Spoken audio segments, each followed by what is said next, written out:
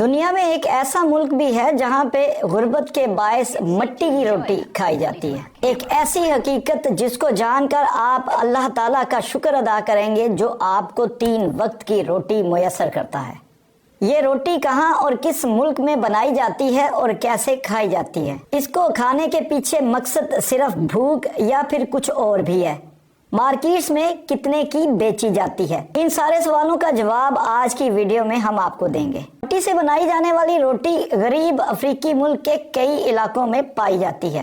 ان روٹیوں کو انگلش میں mid cookies اور ہیٹین لینگویج کریول میں گیلٹ یا بون بون ٹیک کہا جاتا ہے۔ ہیٹی نے 1 جنوری 1804 میں یورپی سامراج سے آزادی حاصل کی اور دنیا کا سب سے پہلا سیاہ فام لوگوں کا آزاد جمہوریہ ملک بنا، مگر ہیٹی پہلے دن سے لے کر اب تک غریب ترین ممالک کی فہرست میں شامل ہی ہے۔ غربت کا اندازہ اس بات سے لگایا جا سکتا ہے کہ دنیا میں صرف واحد ملک ہے جہاں مٹی سے نہ صرف روٹی بنائی جاتی ہے بلکہ کھائی جاتی ہے، اور یہ ایک بڑے پیمانے پر کاروبار کا حصہ بن چکا ہے۔ مٹی کی روٹی ہیٹی کے ایک غریب ترین علاقے ہینچ ٹاؤن میں بنائی جاتی ہے۔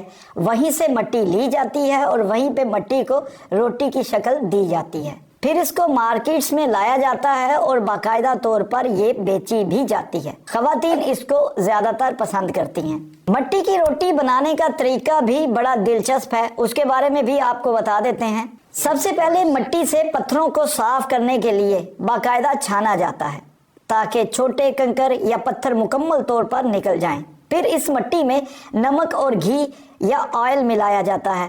اس میں تھوڑی بہت کچی سبزیوں کے پتے بھی جیسے گوبھی وغیرہ ہے وہ ڈالے جاتے ہیں، مگر وہ تقریباً نہ ہونے کے برابر ہوتے ہیں۔ اس کے بعد یہ سخت ہو کر ایک ڈسک یا پلیٹ کی شکل اختیار کر لیتی ہے۔ پھر ان مٹی کی روٹیوں کو کھلے میدان میں سورج کی روشنی میں سکھایا بھی جاتا ہے۔ سوکھنے کے بعد کوکیز اور یہ روٹیاں جو ہیں تیار ہو جاتی ہیں اور ان کو مارکیٹس میں بیچنے کے لیے لے جایا جاتا ہے۔ ہیٹی جیسے غریب ملک میں یہ کام جنریشنز در جنریشنز ہو رہا ہے۔ اس کو بنانے کے لیے پورا خاندان خصوصاً خواتین جس میں دادی، نانی، ماں، بیٹی سب سارا دن مٹی کو پانی اور دیگر اشیاء میں گوندھ کر روٹیاں یا کوکیز بناتی ہیں۔ ہیٹی کے اس علاقے میں سیوریج سسٹم نہ ہونے کے برابر ہے اور گندگی ہر طرف دکھائی دیتی ہے، اور ایسے میں اگر مٹی کی روٹی کی بات کی جائے تو اس کا حال کیا ہوگا، کیونکہ ان کھلے مین ہولز اور گندے سیوریج سسٹم کے ساتھ بنے کھلے میدان میں سکھایا جاتا ہے۔ ماہرین کا کہنا ہے کہ یہ جو مٹی کی روٹی ہے یہ 2 وجوہات پر استعمال ہو رہی ہے۔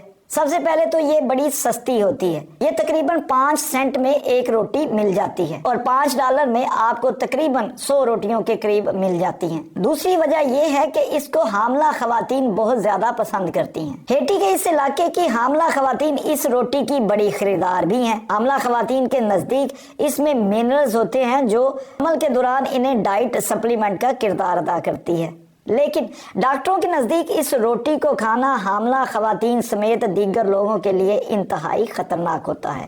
لیکن اس کے باوجود ہیٹی کے بڑے بوڑھے جوان عورت مرد سب اس کو بڑا پسندیدگی کے ساتھ کھاتے ہیں۔ اس کو کھانے والے کہتے ہیں کہ اس کو کھاتے ہی منہ اور گلا خشک ہو جاتا ہے کیونکہ یہ مٹی سے بنی ہوتی ہیں۔ دھول مٹی والے علاقے میں ایسا کرنے سے منہ کا خشک ہونا طے ہوتا ہے۔ UN کی رپورٹ کے مطابق 3.3 ملین یعنی کہ 33 لاکھ ہیٹین شہریوں کا کھانا بالکل غیر معیاری ہے۔ لیکن یہ تو بات ہو رہی تھی غریب ملک ہیٹی کی، مگر پاکستان میں خواتین زیادہ تر ملتانی مٹی یا جس کو پنجابی میں گانچی یا گاچی بھی کہا جاتا ہے اس کو کیوں پسند کرتی ہیں؟ خواتین حمل کے دوران ملتانی مٹی کھاتی ہیں یا کھانے کی خواہش کا اظہار ضرور کرتی ہیں۔